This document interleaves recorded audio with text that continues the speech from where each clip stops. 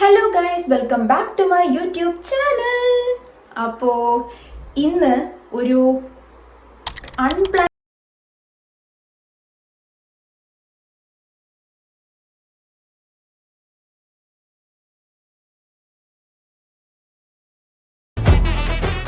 ഞാൻ പറഞ്ഞില്ല ഇതൊരു അൺപ്ലാൻഡ് ആയിട്ടുള്ള കുക്കിംഗ് വീഡിയോ ആണെന്ന്. സംഭവം എന്ന് വെച്ചിട്ടുണ്ടെങ്കിൽ ഞാനും അക്കും കൂടെ മെനഞ്ഞാന്ന് ടാർഗറ്റിൽ എന്ന് പറഞ്ഞൊരു കടയുണ്ട് ഇവിടെ, ടാർഗറ്റ്. അപ്പോൾ അവിടെ പോയപ്പോൾ ഞങ്ങൾ പ്രോൺസ് വാങ്ങിച്ചു, ചെമ്മീൻ. അപ്പോൾ ശരിക്കും ഞങ്ങളുടെ പ്ലാൻ എന്ന് വെച്ചിട്ടുണ്ടെങ്കിൽ അത് ചെമ്മീൻ നമുക്ക് കറി വെക്കാന്നുള്ള രീതിയിലായിരുന്നു, മറ്റേ തേങ്ങയൊക്കെ അരച്ച് അങ്ങനെ വെക്കാമെന്ന്. പക്ഷേ ഞങ്ങൾക്ക് രണ്ടുപേർക്കും ചെമ്മീൻ ബിരിയാണി കഴിക്കാനൊരു ആഗ്രഹം. അപ്പം ഞാൻ വിചാരിച്ചു ഇന്നിപ്പോൾ ഫ്രൈഡേ, അപ്പം ഇനി വീക്കെൻഡ് ആണല്ലോ, അപ്പോൾ ഇന്ന് നമുക്ക് വെക്കുകയാണെന്നുണ്ടെങ്കിൽ 2 ദിവസത്തേക്കുള്ള ലഞ്ചായി. പറഞ്ഞു തരാനും വലിയ കാര്യമായിട്ടൊന്നും അറിയില്ല. ഇപ്പം എല്ലാവരും ഇങ്ങനെ പറയുന്ന പോലെ ഇത്ര മുളക് പൊടി ഇടണം, ഇത്ര മഞ്ഞപ്പൊടി ഇടണം, അതൊന്നും എനിക്കറിയില്ല. പക്ഷേ എനിക്ക് അറിയാവുന്ന പോലെ ഞാൻ വിചാരിച്ചു ഞാനൊരു വ്ളോഗ് എടുക്കാമെന്ന്. അപ്പോൾ അത്രേ ഉള്ളൂ guys. Hope you guys will enjoy this video. അപ്പോൾ ആഹാ, ഇതാര്? ഹായ്. അപ്പോൾ അക്കു ആണെങ്കിൽ എല്ലാം കട്ടൊക്കെ ചെയ്ത് റെഡിയാക്കി വെച്ചിരിക്കുകയാണ്. നിങ്ങൾക്ക് വീഡിയോ ഇഷ്ടപ്പെടുകയാണെന്നുണ്ടെങ്കിൽ ഉറപ്പായിട്ടും ലൈക്ക് ചെയ്യുക, കമൻറ്റ് ചെയ്യുക, സബ്സ്ക്രൈബ് ചെയ്യുക, അതുപോലെ തന്നെ ഷെയറും ചെയ്യുക. നിങ്ങൾക്ക് എന്ത് അഭിപ്രായങ്ങളുണ്ടെങ്കിലും അത് ഉറപ്പായിട്ടും പറയുകയും ചെയ്യുക, അതായത് കമൻറ്റിലൂടെ അറിയിക്കുക. ഇപ്പോൾ കുളിച്ച് വിളക്ക് കത്തിച്ച് വന്നിരിക്കുകയാണ്. അപ്പം കുളിക്കാൻ പോകുന്നതിന് മുന്നേ ഞാൻ എല്ലാ സാധനങ്ങളും എടുത്തു വെച്ചിട്ടാണ് പോയത്. അപ്പോൾ എനിക്ക് പിന്നെ വന്നിട്ട് ഉണ്ടാക്കിയാൽ മതിയല്ലോ എന്ന് വിചാരിച്ചു. ഇനി 2 കാര്യങ്ങൾ ചെയ്യാനുണ്ട്. ഞാൻ അരി ഓൾറെഡി വെച്ചില്ല, കുതിർക്കാൻ വെച്ചില്ല, അപ്പോൾ അത് ചെയ്യണം. പിന്നെ നമ്മുടെ പ്രോൺസ് ഉണ്ടല്ലോ, ചെമ്മീൻ, എനിക്കൊന്ന് വൃത്തിയാക്കി എടുക്കണം. ഞാൻ ആ ചെമ്മീൻ ഒന്ന് കാണിച്ചു തരാം നമുക്കിവിടെ എങ്ങനെയാണെന്ന്. നമുക്കിവിടെ ഫ്രോസൺ ആയിട്ടാണ് കിട്ടുന്നത്, ലാർജ് റോ ഷ്രിംപ്. ഇത് ശരിക്കും tail off peeled and deveined ആയിട്ടുള്ള പ്രോൺസാണ് നമ്മളിവിടെ സ്ഥിരം വാങ്ങിക്കാറുള്ളത്. അപ്പോൾ ഇത് ജസ്റ്റ് നമുക്ക് ഒന്ന് വാഷ് ചെയ്തെടുത്താൽ മതി. അപ്പോൾ ഇതുണ്ട്. പിന്നെ അവിടെ തന്നെ എൻ്റെ യൂണിഫോം ഇടണം. പിന്നെ നമ്മൾ കുക്ക് ചെയ്യുന്നുണ്ട്. എനിക്ക് എൻ്റെ മുടിയും കൂടെ, അല്ലെങ്കിൽ മുടിയൊക്കെ അതിനകത്തൊക്കെ വീണ പിന്നെ വെറുതെ എന്തിനാ, അപ്പോൾ അതുകൊണ്ട് മുടിയും കൂടെ ഒന്ന് പുട്ടപ്പ് ചെയ്യണം. മുടി മുകളിലോട്ട് ഇങ്ങനെ കെട്ടി വെച്ചു. നമ്മുടെ യൂണിഫോം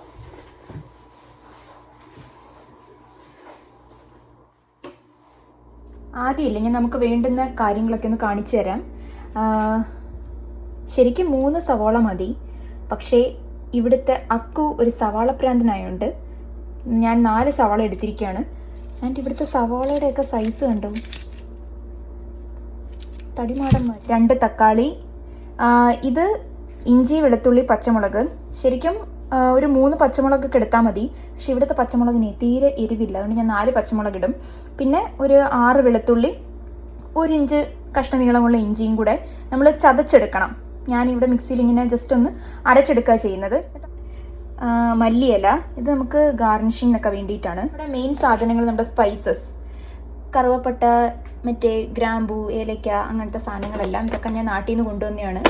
പിന്നെ നമ്മുടെ നട്ട്സും കൂടെ വേണം. നമുക്ക് മെയിൻലി ഒന്ന് നമ്മുടെ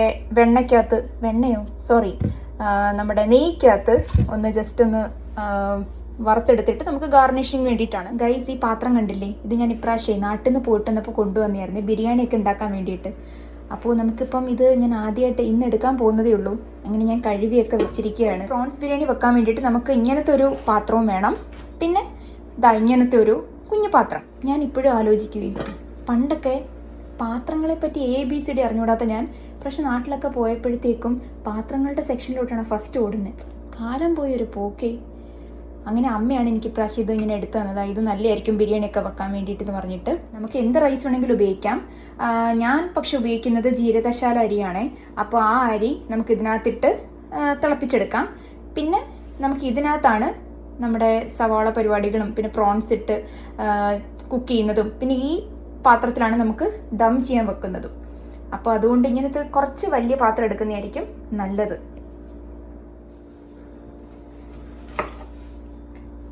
ഞങ്ങൾ കുക്ക് ചെയ്യുന്ന സമയത്തെ ഞങ്ങൾ തമ്മിലുള്ളൊരു എഗ്രിമെൻറ്റാണ്. അക്കു കട്ട് ചെയ്യും, ഞാൻ കുക്ക് ചെയ്യും. അപ്പോൾ അക്കുവാണ് നമ്മുടെ ഇന്നത്തെ കട്ടിങ് വിദഗ്ധൻ.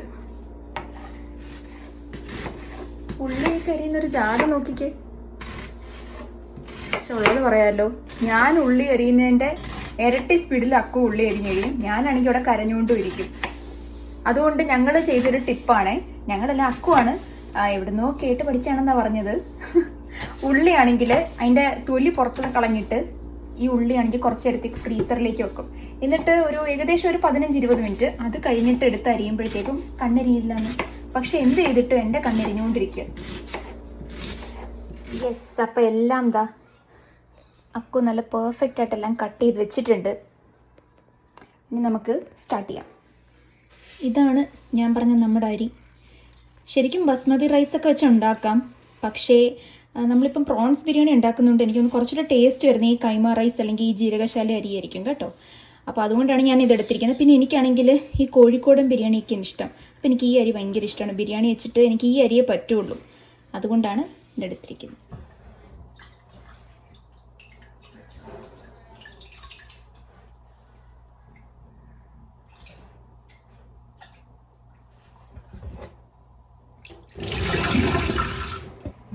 എൻ്റെ പുത്തൻ പാത്രത്തിൽ അങ്ങ് വെച്ച് തുടങ്ങാം. അപ്പോൾ ആദ്യം തന്നെ ഞാൻ പറയുകയാണ്, ഞാൻ വലിയ കുക്കൊന്നും അല്ല. അപ്പം എന്തെങ്കിലും തെറ്റുകൾ ഉണ്ടെങ്കിൽ അതെല്ലാവരും ഒന്ന് ക്ഷമിക്കുക. Twinning and winning. എനിക്ക് ഏറ്റവും ഇഷ്ടമായി പ്രോൺസ് ബിരിയാണി. അക്കുനോ?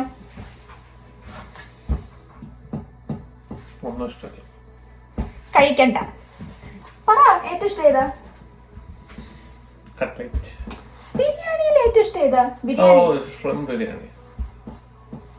നിങ്ങൾക്ക് ഏറ്റവും ഇഷ്ടപ്പെട്ട ബിരിയാണി ഏതാന്ന് താഴെ കമന്റ് ചെയ്യണേ. ഞങ്ങളുടെ ഫേവറേറ്റ് ഷ്രിംപ് ബിരിയാണി, അതായത് ചെമ്മീൻ ബിരിയാണി മേക്കിങ്ങിലെ ഫസ്റ്റ് സ്റ്റെപ്പ് എന്ന് പറയുന്നത് നമ്മുടെ ഈ ഉള്ളി ഉണ്ടല്ലോ, ആ ഉള്ളി നമ്മൾ അരിഞ്ഞു വെച്ചേക്കുന്ന ഉള്ളി ഫുള്ള് നമ്മൾ ഈ എണ്ണയ്ക്കകത്ത് ഇട്ട് നല്ലോണം മറ്റേ മുരുമുരുന്നാവത്തില്ലേ അതുപോലെ ആക്കിയെടുക്കുക. ഉള്ളി നമ്മളാണെങ്കിൽ പകുതി നമ്മുടെ പ്രോൺസ് ഉണ്ടാക്കുന്ന സമയത്ത് ഇടും. പിന്നെ ബാക്കി കുറച്ചുള്ളത് നമ്മൾ നമ്മുടെ അരി ഇടുന്ന സമയത്തിടും. ആൻഡ് ബാക്കി കുറച്ചുള്ളത് നമ്മളാണെങ്കിൽ മേളിൽ ഗാർണിഷ് ചെയ്യാൻ വേണ്ടി ഇടും. അപ്പോൾ അതാണ് നമ്മുടെ ഫസ്റ്റ് സ്റ്റെപ്പ്.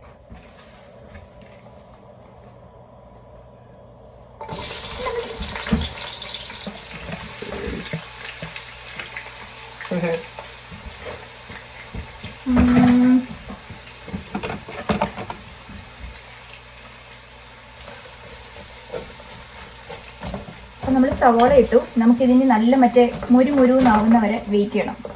പിന്നെ മുരു ക്രിസ്പി ആവുന്നവരെ. എന്നിട്ട് ഈ എണ്ണയെ തന്നെയാണ് നമ്മൾ കുറച്ചുകൂടെ നെയ്യ് ഒഴിച്ചിട്ട് നമ്മുടെ കാഷ്നട്ട് വറുത്തെടുക്കാൻ പോകുന്നത്.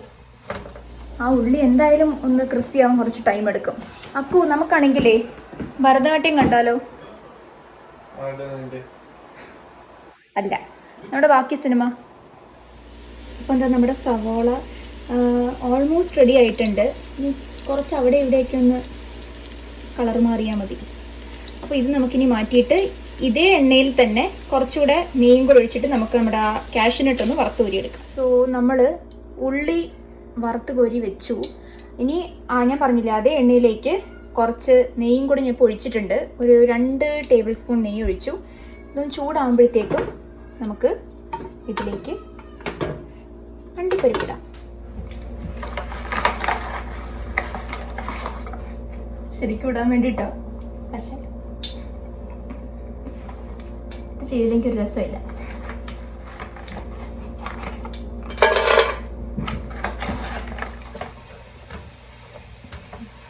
അങ്ങനെ അതൊക്കെയാണ്. രാവിലെ വിളിച്ചായിരുന്നു.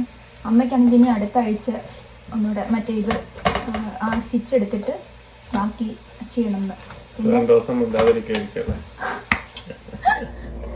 പിന്നില്ലേ, ഈ കാഷ്നട്ട് ഇട്ട കൂട്ടത്തിൽ നമുക്ക് വേണമെങ്കിൽ മറ്റേ ഉണക്കമുന്തിരിയും കൂടി ഇടാം. പക്ഷെ ഞങ്ങൾക്ക് ഉണക്കമുന്തിരിയുടെ വലിയ താല്പര്യമൊന്നുമില്ല. അപ്പം അതുകൊണ്ടാണ് കാഷ്നട്ട് ഇട്ട് മാത്രം ഒന്ന് വറുക്കുന്നത്. നമ്മുടെ കാഷ്നട്ടും ഉള്ളിയൊക്കെ ഫ്രൈ ചെയ്തെടുത്ത എണ്ണയും നെയ്യും ഉണ്ടായിരുന്നല്ലോ, നമ്മളത് വേറൊരു ബൗളിലോട്ട് മാറ്റി വെച്ചു. കാരണം അത്രയും എണ്ണയുടെ ആവശ്യമില്ല. ഇനി നമുക്ക് അടുത്ത മസാല തയ്യാറാക്കണം. അപ്പോൾ ആദ്യം നമുക്ക് ഒരു 3 ടേബിൾ സ്പൂൺ എണ്ണ ഒഴിക്കാം. അതായത് നമ്മൾ നേരത്തെ ഫ്രൈ ചെയ്ത എണ്ണ.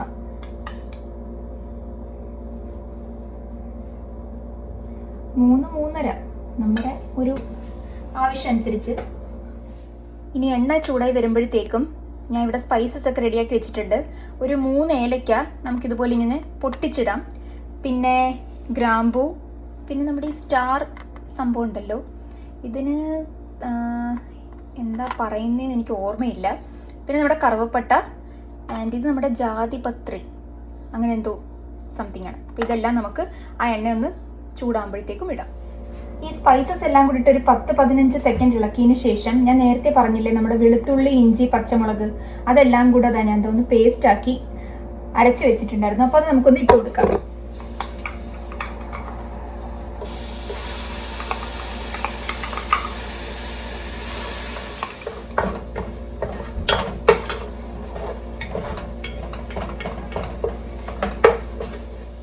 ഈ ഇഞ്ചി, വെളുത്തുള്ളി, പച്ചമുളക് എല്ലാം നമ്മൾ അരച്ചതൊന്ന് ഒരു മിനിറ്റ് വഴറ്റിയതിന് ശേഷം അരിഞ്ഞു വെച്ചേക്കുന്ന തക്കാളി നമുക്ക് ഇട്ട് കൊടുക്കാം.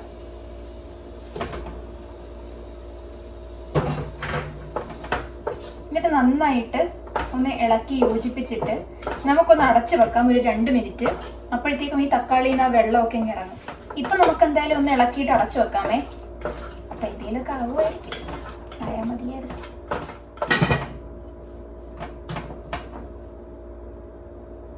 മീഡിയം ടു ഹൈ ഫ്ലെയിം, എന്നാലും വേഗം ആവത്തുള്ളൂ.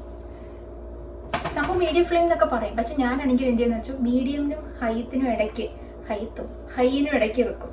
അപ്പോഴാണ് എനിക്ക് ശരിയാവുന്നത്. ഇല്ലെങ്കിൽ ഞാൻ കുറേ നേരം ഇങ്ങനെ വെറുതെ ഇടിച്ചടിച്ചിരിക്കേണ്ടി വരുന്നത്. അപ്പൊ ഞാൻ അതിനിടയ്ക്ക് വെക്കും. അപ്പൊ പെട്ടെന്ന്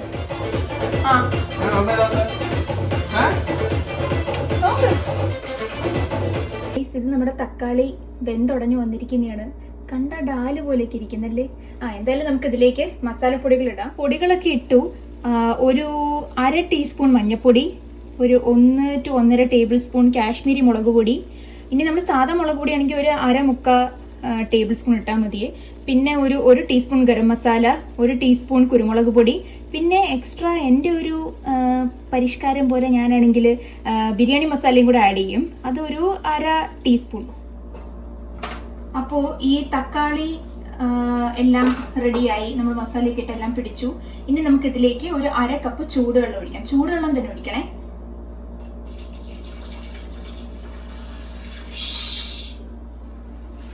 സൗണ്ട് എഫക്ട്സ് നന്നായിട്ടൊന്ന് ഇളക്കി കൊടുക്കാം. ഇത് തിളയ്ക്കുന്നവരൊന്ന് വെയിറ്റ് ചെയ്യണം. അങ്ങനെ നമ്മുടെ വെള്ളമൊക്കെ ഒഴിച്ചത് തിളച്ചു തുടങ്ങി. ഇനി നമ്മൾ നേരത്തെ ഫ്രൈ ചെയ്ത് വെച്ചിരുന്ന കുറച്ചല്ല ശരിക്കും പകുതി മുക്കാൽ സവാളയും നമുക്ക് ഇതിനകത്തോട്ടേക്ക് ഇടാം. പിന്നെ ബാക്കി സവാള ആണെങ്കിൽ നമുക്ക് ചോറുണ്ടാക്കുമ്പോഴും കൂടി ഇടണം. പിന്നെ ബാക്കി സവാള നമുക്ക് ഗാർണിഷ് ചെയ്യാൻ വേണ്ടി എടുക്കാം. അപ്പൊ ഈ സവാളയിൽ ഇട്ടിട്ട് നല്ലോണം ഒന്ന് മിക്സ് ചെയ്തിട്ട് നമുക്കതൊന്ന് ഓഫ് ചെയ്ത് വെക്കാം. ആ സമയം കൊണ്ട് നമുക്ക് നമ്മുടെ ചോറ് റെഡിയാക്കി എടുക്കാം. പിന്നെ ഇല്ല, ഒരു കാര്യം പറയാൻ മറന്നുപോയി. നമ്മുടെ മെയിൻ ആളിനെ ഞാൻ പറയാൻ വിട്ടുപോയി, നമ്മുടെ ഉപ്പ്. ഞാനാണെങ്കിൽ ഇപ്പൊ ടേസ്റ്റ് ചെയ്ത് നോക്കിയപ്പോ ഉപ്പില്ല. അപ്പൊ ഞാൻ വിചാരിച്ചിട്ട് എന്താണ്, പിന്നെ മനസ്സിലായ ഞാൻ ഉപ്പിട്ടില്ല. അപ്പോ ഉപ്പും കൂടെ ഒന്ന് നോക്കണം കേട്ടോ. ഞാനാണെങ്കിൽ ആദ്യം സവാള വഴട്ടിയപ്പോ മാത്രം കുറച്ച് ഉപ്പിട്ടിട്ടുണ്ടായിരുന്നുള്ളൂ. പക്ഷെ ഇപ്പം വായി വെക്കാൻ കൊള്ളത്തില്ല, ഉപ്പിന്റെ കുറവുള്ളത് കൊണ്ട്. അപ്പൊ നമുക്ക് ഉപ്പിട്ടിട്ട് അത് സെറ്റ് ചെയ്ത് വെക്കാം.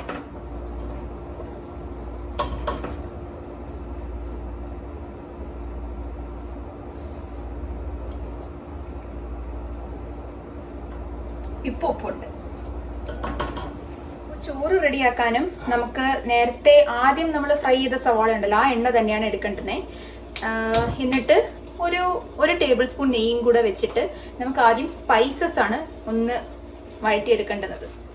അപ്പോൾ റൈസിനകത്ത് ഇടാൻ വേണ്ടിയിട്ട് നമുക്കാണെങ്കിൽ ഒരു 6 ഗ്രാമ്പൂ, പിന്നെ 4 ഏലക്ക ഒന്ന് പൊട്ടിച്ചിട്ടത്, പിന്നെ നമ്മുടെ കറുവാപ്പട്ട, പിന്നെ നമ്മുടെ മെയിൻ ആള് ബേ ലീഫ്.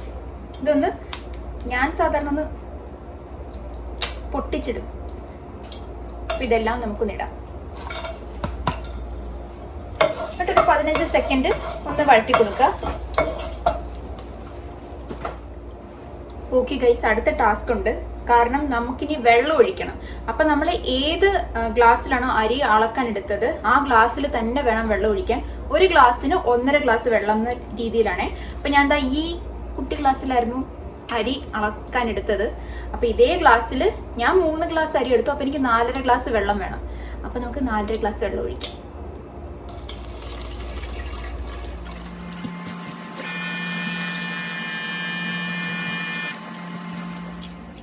ഇനി ഇതിലേക്ക് കുറച്ച് സാമഗ്രികളും കൂടെ നമുക്ക് ആഡ് ചെയ്യാനുണ്ട്. ആദ്യം നമുക്ക് നേരത്തെ മാറ്റി വെച്ച ഉള്ളി കുറച്ച്, പിന്നെ 1.25 ടീസ്പൂൺ ഉപ്പ് ആൻഡ് ഒരു ടീസ്പൂൺ നാരങ്ങ നീര്. കാരണം എനിക്ക് തോന്നുന്നു ചോറ് ഒട്ടിപ്പിടിക്കാതിരിക്കാൻ വേണ്ടിയിട്ട് നമ്മൾ നാരങ്ങ നീര് ഒഴിക്കുന്നേ.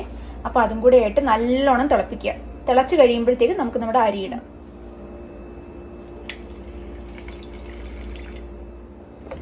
അപ്പം എന്താ, നമ്മൾ അരി ഇട്ടു, വെള്ളം തിളച്ചു. അങ്ങനെ ഇനി നമുക്ക് ഇത്ര നേരം ഒരു ഹൈ ഫ്ലെയിമിലായിരുന്നു, നമുക്കിനി മീഡിയം ഫ്ലെയിമിലോട്ട് ആക്കിയിട്ട് മൂടി വെച്ച് അടച്ചു വെക്കാം.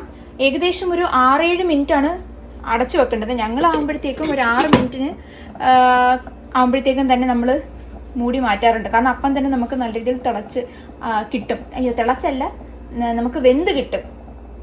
ശരിക്കും ഒരു ലോ ടു മീഡിയം ഫ്ലെയിം മതി. പിന്നെ 6 മിനിറ്റ് വെക്കുന്നത് എന്താണെന്ന് വെച്ചിട്ടുണ്ടെങ്കിൽ നമ്മളിനി എന്തായാലും ഈ അരി എടുത്തിട്ട് ദം ചെയ്യാൻ വെക്കും. അപ്പോൾ എന്തായാലും വേവും. അപ്പോൾ ഇതൊരു സെമി വേവ് മതി, ഇല്ലെങ്കിൽ ഭയങ്കരമായിട്ട് ഇങ്ങനെ ബിരിയാണി കുഴാന്നിരിക്കും. അപ്പം നമുക്ക് ബിരിയാണി കുറച്ചുകൂടി ഇങ്ങനെ കട്ടിക്ക് വേണ്ടി കഴിക്കാൻ. അപ്പോൾ അതുകൊണ്ട് ഇതൊരു 6 മിനിറ്റ് ദം ചെയ്യുമ്പോൾ ബാക്കി എന്തായാലും സെറ്റ് ആയിക്കോളും. എന്തായാലും 6 മിനിറ്റ് ആയി. തുറന്നു നോക്കാം. ഈശ്വര ഭഗവാനെ, എത്രത്തോളം വെന്തിട്ടുണ്ടെന്നേ നമുക്ക് നോക്കാവേ. അയ്യോ,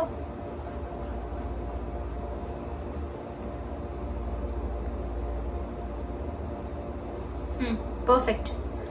അപ്പൊ ഇത്രയും മതി. നമുക്കിനി എന്തായാലും തുറന്നു വെച്ചിട്ടേ നമുക്ക് സ്റ്റൗ ഒന്ന് ഗ്യാസ് ഒന്ന് ഓഫ് ചെയ്യാം. എന്നിട്ട് നമുക്ക് പ്രോൺസ് നേരത്തെ ഉണ്ടാക്കിയ കറിയിൽ ഇട്ടിട്ട് തൊണ്ടേ പിടിച്ചോ. പ്രോൺസ് ആണെങ്കിൽ നേരത്തെ ഉണ്ടാക്കിയ കറിയിൽ ഇട്ടിട്ട് അതൊന്ന് അതിൽ നിന്ന് വെള്ളമൊക്കെ ഇറങ്ങിയിട്ട് നമുക്കിതൊന്ന് ദം ചെയ്യാൻ വെക്കാം. ഞാൻ നമ്മുടെ മസാല ഒന്നുകൂടെ ചൂടാക്കാൻ വെച്ചിരിക്കുകയാണ്. ഇതൊന്ന് ചൂടായി വരുമ്പോഴത്തേക്കും നമുക്ക് കഴുകി വെച്ചിരിക്കുന്ന പ്രോൺസ് ഒന്നിടാം. നമ്മുടെ മസാലയൊക്കെ ഇത് ചൂടായിരിക്കുകയാണ്. നമുക്ക് ഇനി ഇതിലേക്ക് പ്രോൺസ് ഇടാം.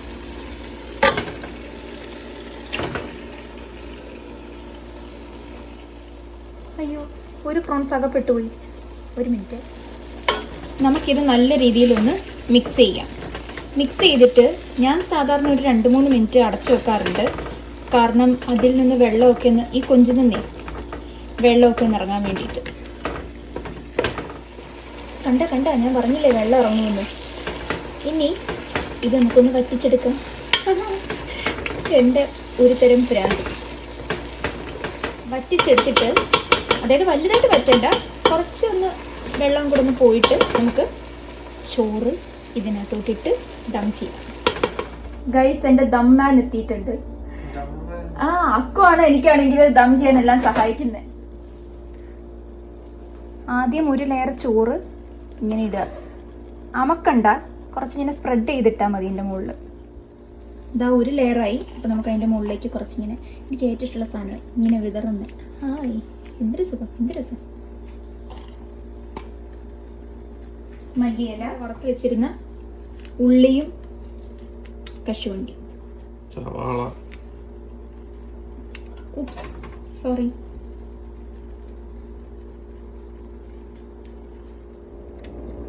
അപ്പോൾ ഒരു ലെയർ കഴിഞ്ഞു. ഇനി അടുത്ത ചോറിടുക, നെയ്യൊഴിക്കുക.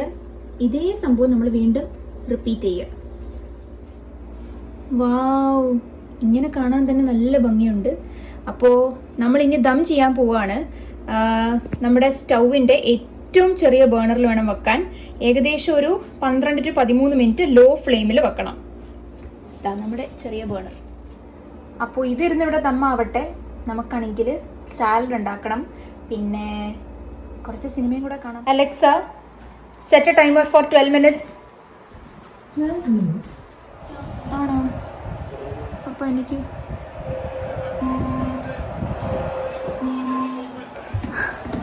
റെഡി ആയെന്ന് തോന്നുന്നു.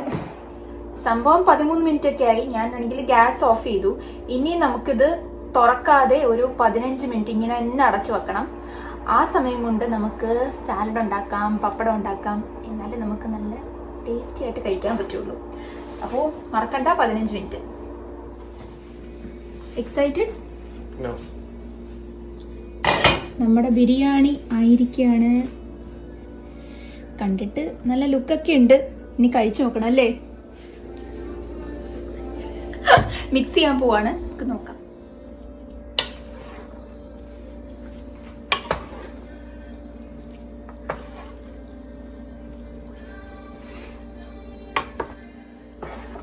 നമുക്ക് കഴിക്കാല്ലേ? പിന്നെ ഇത് എടുത്ത് കളയാനാണ് ഉണ്ടാക്കിയത്. തറന്നലേ പറയത്തുള്ളൂ, തറന്നല. ഫുള്ള് അങ്ങോട്ടും ഇങ്ങോട്ടും പിടിക്കുന്നു. ഇത് നന്നായിട്ട് ഇളക്കണം, കാരണം ഇതിന് അടിയിലാണ് നമ്മൾ മസാല ഉള്ളത്. അപ്പൊ അതെല്ലാ ചോറിലും ഇങ്ങനെ കറക്റ്റായിട്ട് പറ്റണം. ഈവൻ ഒരു വെള്ളച്ചോറ് ഉണ്ടെങ്കിൽ പോലും അതിനെ പോലും വെറുതെ വിടരുത്, എല്ലാത്തിനെയും കളർ എടുപ്പിക്കണം. പക്ഷെ എന്നെ കണ്ടിട്ടൊരു പ്രാന്തി ലുക്ക്. ഗൈസ് അതൊന്നും മൈൻഡ് ആക്കണ്ട, നമ്മുടെ ബിരിയാണി റെഡിയാണ്. ശരിക്കും പപ്പടവും ഒക്കെ കൂട്ടി നല്ല അടിപൊളിയായിട്ട് കഴിക്കണമെന്ന് വിചാരിച്ചാ, പക്ഷെ വിശപ്പിന്റെ വിളി വന്നതോടുകൂടി ഞങ്ങൾക്ക് അതിനുള്ള കൺട്രോൾ പോയി. അപ്പൊ ഞങ്ങൾ കഴിക്കാൻ പോവാണ്.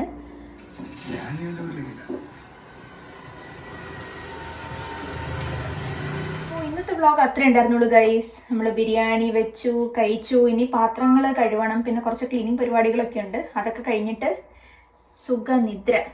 അപ്പോ hope you guys enjoy this video. അടുത്തൊരു വീഡിയോ ആയിട്ട് നമുക്ക് വീണ്ടും കാണാമേ. അതുവരേക്കും ബൈ.